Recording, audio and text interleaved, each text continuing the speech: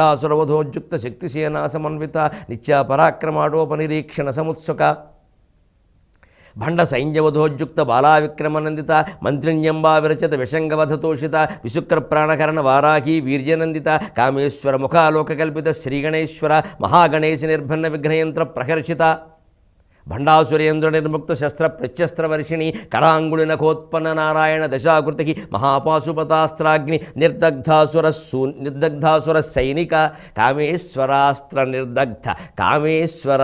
నిర్దగ్ధ సభండాసుర శూన్యక బ్రహ్మోపేంద్ర మహేంద్రాది దేవసంస్తుత వైభవా 12. ఇది చదివితే ఏం ఫలితం, ఇది చదివితే ఏం ఫలితం అని ఆలోచించకండి. అన్నిటికీ జ్ఞానమే ఫలితం. కారణం మనం అజ్ఞానంలో ఉన్నాం. ఈ సంహిత అసంహిత సాకారమా నిరాకారమా సగుణమా నిర్గణమా అని ఆలోచించాలంటే అది తెలియాలి. భండాసురేంద్ర భండ సైన్య వధోక్యుక్త శక్తిసేనా సమన్విత భండ సైన్యాన్ని మొత్తం చంపడం కోసం శక్తి మొదలైన వాళ్ళందరినీ పరివార దేవతలను కూడగొట్టుకుని పెద్ద సైన్యంతో వచ్చింది. బాగుంది, వాడేం చావలేదుగా.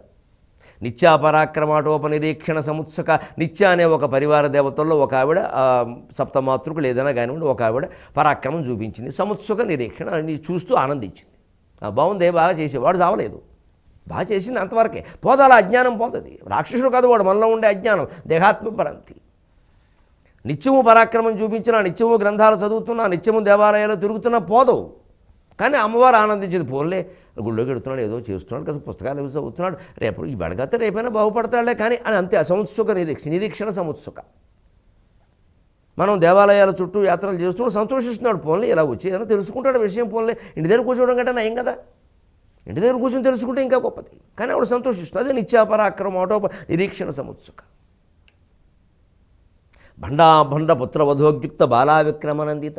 బాల అనేటువంటి రూపంలో ఒక పరివార దేవత భండ పుత్రుని చంపిందండి. భండాసురుని చంపరా అంటే దేహాత్మ భ్రాంతి పోలేదు. దేహానికి సంబంధించిన భ్రాంతులు ఉన్నాయి, భార్య భర్త పిల్లలు సంపదలు, అవి తగ్గుతున్నాయి. పుత్రుడు అంటే అది. ఈ ప్రేత రూపంలో ఉన్నటువంటి ప్రాణానికి అవి తగ్గాయి. అసలు తన దేహం మీద భ్రాంతి పోవాలి, తాను ఇంకా ఏదో దేహం పొందాలని అనుకుంటున్నాడు. అందుకే మంత్రిణ్యంబా విరచత విషంగవధ తోషిత. మంత్రిని అనేటువంటి ఒక పరివార దేవత విషంగుడు అనేటువంటి రాక్షస సైన్యంలో ఒక ప్రధాన సైనిక అధికారిని చంపేస్తే తోషిత సంతోషించింది. అంటే ఇప్పుడు ఈ దేహాత్మ భ్రాంతికి సంబంధించిన ఒక ప్రధానమైనది ఉందే, మనస్సులో ఉండేటువంటి ఇంద్రియ వ్యామోహం అనేది దాన్ని చంపగలిగాం. అప్పటికి ఇంకా పూర్తి కాల, మనసు పూర్తిగా పోలా. మనస్సులో ఉండే వ్యామోహాలు కొన్ని దగ్గాయి అంతే. కామక్రోధ లోభమోహ మదమాత్సర్యాలు కొన్ని పోయి, అదే విషంగా వధ తోషిత. ఇంకా పూర్తి కావాలా. అప్పుడేం చేసింది? భండపుత్ర వధోద్యుక్త బాలా విషంగవధ తోషిత విశుక్ర ప్రాణకరణ వారాహి వీర్యనందిత. విశుక్ర ప్రాణకరణ, విశుక్రుడు అనేటువంటి ఆ భండాసుర సైన్యంలో ప్రధానమైన వాడిని వారాహి అనేటువంటి ఒక పరివార దేవత చంపేస్తే వారాహి వీర్యనందిత. బాగా చేసావే, ఇంత యుద్ధం చేస్తామని అనుకోవాలా, 2 రోజులు సిక్కులు ఇచ్చాను తీసుకో అని చెప్పింది. ఎవడి? విశుక్రుడు. విగత శుక్ర. సంపూర్ణంగా సంతానం కనడం పెంచడం వీటి మీద వ్యామోహం పూర్తిగా నశించడమే విశుక్రుడనే రాక్షసుడు. ఇంకా ఏదో సంతానాన్ని కందాం, ఇంకా వంశాన్ని పెంచుకుందాం, ఇంకా తాపత్రయపడదాం, ఈ జన్మ కాకపోతే ఇంకో జన్మలో ఇంకా ఉత్తమ సంతానం కలుగుతారు. ఉత్తమ సంతానం వల్ల మనం అవ్వడం ఏంటంటే మన వల్లే మనం సద్గతులు పొందాలి కానీ వాళ్ళ మీద ఆధారపడడం ఏంటంటే మన బతుకులు. అది మళ్ళీ అవమానం కాదా, బానిసత్వం కాదా? మనిషి తన మోక్షానికి తనమే ఆధారపడాలి కానీ ఎవరి మీదో ఆధారపడడం ఏంటండి? అంచేత ఆ విశుక్రుడు కూడా వెళ్ళిపోయి అయినా పోలేదు. కానీ ఆ కాంక్ష పోయింది. సంతానము సంపదలు ఈ కాంక్షలు తగ్గుతున్నాయి, బాగుంది, కానీ పూర్తిగా పోలా. అప్పుడు కామేశ్వర ముఖాలోక కల్పిత శ్రీ గణేశ్వర. ఇక మనం ఆలయంలో ప్రవేశించాం, జైవీజుల దగ్గరికి వెళ్ళాం. అప్పుడు గుళ్ళోకి అడగానే చూడండి, ముందు వినాయకుడిని చూడండి అంటారు. గుళ్ళో వినాయకుడిని ముందు చూడాలి, తర్వాతే మిగిలిన వాళ్ళు. ఎందుకు? అది సెంటిమెంట్ కింద పెంచుకోకూడదు. ఒకవేళ పొరపాటు వినాయకుడిని చూడకపోతే ఆ గుళ్ళోకి వచ్చాక ఏమిటో ఇవాళ వినాయకుడిని చూడలేదమ్మా ఏమవుతుందో అంటాడు. ఏదో అవుతుంది చిన్నది, ఆర్టీసీ బస్సు ఆలస్యంగా రావడం, అంతకంటే వెళ్ళా. పొద్దున్న వినాయకుడిని చూడకుండా వెళ్ళాం, అందుకే బస్సు ఆలస్యం. దానికి దీనికి సంబంధం లేదమ్మా, పిచ్చి అంటారు దీన్ని, భక్తి అనరు. వినాయకుడిని గౌరవించే విధానం అది కాదు.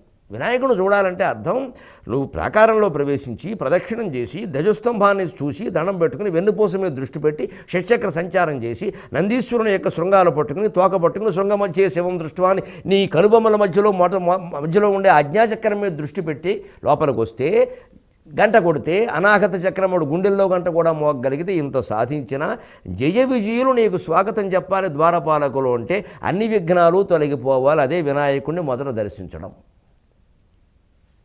అదే ఆ విఘ్నాలు వచ్చాయి. అందుకని కామేశ్వర ముఖాలోక కల్పిత శ్రీ గణేశ్వర, లోపల గర్భగుడిలో ఉన్నటువంటి దైవం కామేశ్వరుడు. ఆయనకేసి పక్కనే ఉన్న అమ్మవారు కామేశ్వరీదేవి చూసింది. మూల ప్రకృతి అంటారు దాన్ని.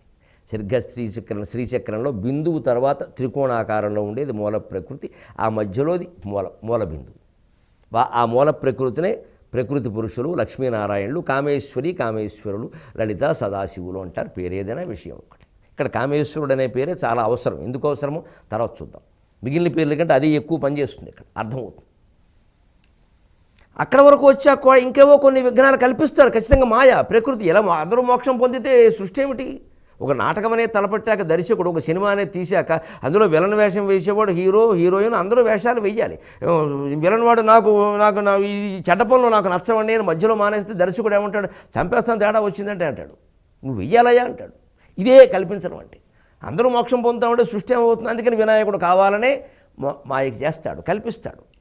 అందుకే కామేశ్వర ముఖాలోక కల్పిత శ్రీ గణేశ్వర, ఈ దేహాత్మ భ్రాంతి కల్పించేటువంటి అనేక రకాల విఘ్నాలు పోవాలంటే విఘ్నేశ్వర ప్రార్థన చేయాలి. దానికోసం కామేశ్వర ముఖాలోకం గర్భగుడిలో ఉన్న దేవుడికేసి పక్కనే ఉన్న అమ్మవారు చూసింది. అంటే ఇంతవరకు వచ్చాడు, వాడిని దయ చూడాలి స్వామి, ఇప్పుడు ఏదో అడ్డుకుంటున్నారు, కాస్త ఆ విఘ్ననాథుడిని పుట్టించండి, వాడిని సాయం చేయమనండి, మన వాడిని, మన అబ్బాయిని, పెద్ద అబ్బాయిని అంటే ఆ విఘ్ననాథుని దేవల్ల మహాగణేశ నిర్భిన్న విఘ్నయంత్ర ప్రకర్షిత. ఆ మహాగణేశ్వరుని యొక్క శక్తి వల్ల విఘ్న యంత్రములన్నీ పోయాయి, నిర్విఘ్నంగా ముందుకెళ్ళాడు. అంటే గర్భగుడిలోకి వెళ్ళగలిగాడు, గుండె గుహలోకి మనం వెళ్ళగలిగాం. ఇప్పుడు భండాసురేంద్ర నిర్ముక్త శస్త్ర ప్రత్యస్త్రవర్షిణి అయినా దేహాత్మ భ్రాంతి పూర్తిగా పోలా. ఇంకా భండాసురుడు అంటే ఈ దేహాత్మ భ్రాంతి అనే అజ్ఞానం తన దగ్గరున్న అన్ని అస్త్రాలు ప్రయోగిస్తోంది. ఈ జీవుడు మోక్షం పొందకుండా ఎన్ని చేయాలో అన్నీ చేస్తుంది. అదే శస్త్ర ప్రత్యస్త్రవర్షిణి. దానికి అమ్మవారు మళ్ళీ శస్త్రానికి ప్రత్యస్త్రం వేస్తూనే ఉంది. అయినా జరగాలి. అప్పుడేం చేసింది? వీడు సంపూర్ణమైన జ్ఞానం పొందాలి అంటే కొన్ని జీవితాలు ఉదాహరణగా వీడు ముందు నిలబడాలి, వీడిలాగే జీవించాలి, వీడిలాగే కష్టాలు పడాలి, వీడిలాగే భార్యల్ని భర్తల్ని పిల్లల్ని కోల్పోవాలి, అనేక రకాల అరణ్యవాసాలు చేయాలి, గొల్లపాలెంలో పెరగాలి, గొడ్లు కాసుకుంటూ బతకాలి, బంధింపబడాలి, అనేక రకాల ఇబ్బందులు పడాలి, నిందింపబడాలని కరాంగుళినకోత్పన్న నారాయణ దశాకృతి. తన 10 వేళ్ల నుంచి నారాయణమూర్తికి ఆజ్ఞాపన అందజేసి 10 అవతారాలు ధరించమని చెప్పింది. ఆ మహాశక్తి ఆజ్ఞ శ్రీ మహావిష్ణువు 10 అవతారాలు ధరించాడు. కాబట్టి కరాంగుళినకోత్పన్న నారాయణ దశాకృతికి మహావిష్ణువు మాత్రమే గొప్ప దేవుడు, మహావిష్ణువు మాత్రమే గొప్ప రూపం అనుకునే వాళ్ళకి ఈ మాట బాధ కలిగించవచ్చు. నేనేం చేయలేను, దాని లక్ష్యమే అది. నమస్కారం. జ్ఞానం అంటే రూపం లేదు, సమస్య లేదు. విష్ణువు, శివుడు, కృష్ణుడు, రాముడు, అమ్మవారు సహా అన్ని దేవతా రూపాలు మాత్రమే. ఇందులో ఒకటి ఎక్కువ ఒకటి తక్కువ అనడం అంత అజ్ఞానం ఇంకోటి లేదు. అలా ఎవరైనా నిజం అనుకుంటే బహిరంగంగా ఏ వేదిక మీద ఎవరితోనైనా దీని గురించి చర్చించడానికి సిద్ధమే.